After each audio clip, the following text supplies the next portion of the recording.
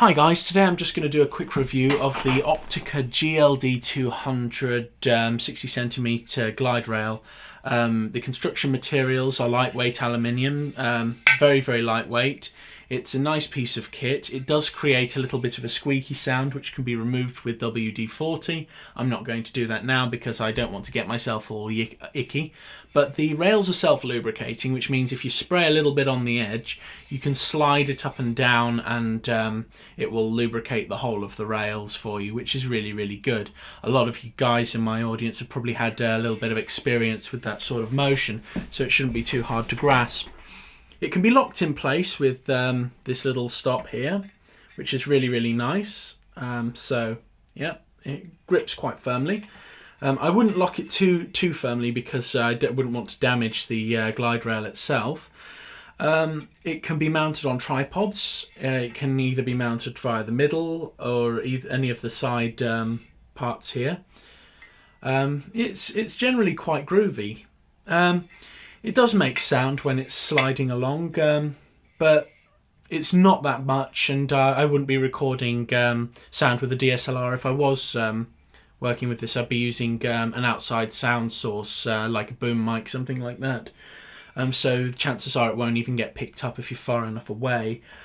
It's got a handy spirit level on, so if you are balancing it on tripods, it will be... you can tell whether it's level or not. As you can see, I'm very level. But you know, it's a nice little bit of kit, and I would definitely recommend it. As an independent filmmaker, I came across this and I saw some bad reviews for it, but I thought I'd get it anyway. I mean, if you see one of these at your local camera shops, if you keep the receipt, you can always take it back if you don't like it. I got this one on Amazon for about 90 quid. And so far it hasn't disappointed me. Here is my glide shot. You can hear the sound of everything, but once I take the sound out,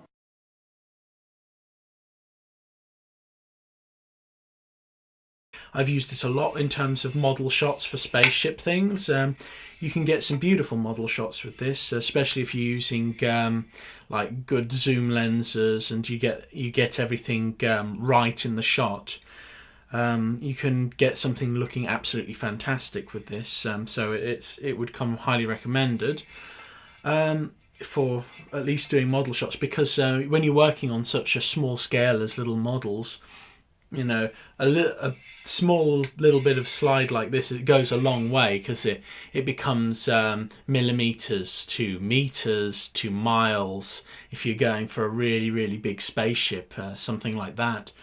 And as I do sci-fi, I kind of use it for those sort of things. There are other uses for this. If you're using like a lightweight DSLR, I would never use it with my AF100 for this, mainly because I don't trust my AF100 with anything like this. But this can be used and have like a tripod head attached to it, which is very handy.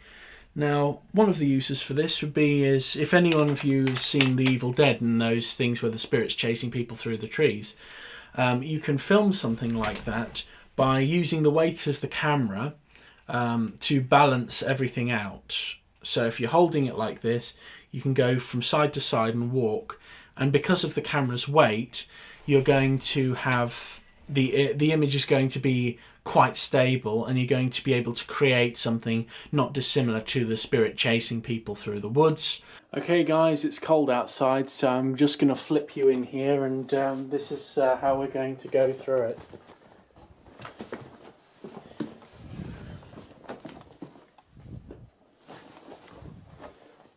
Okay, that's a little bit excessive, but if we just do it sort of slightly, I'm just going like that now. You can still create an interesting sort of Evil Dead looking thing, and it can be quite cool.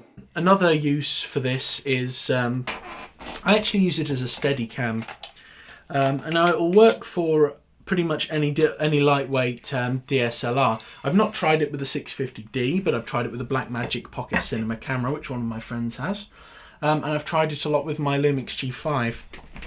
And the way I Steadicam with it is I hold it like so, using a tripod head to sort of grasp onto using the tripod head to grasp onto the end of the glide rail like so, and I can move the camera around like that, and it's nice and steady.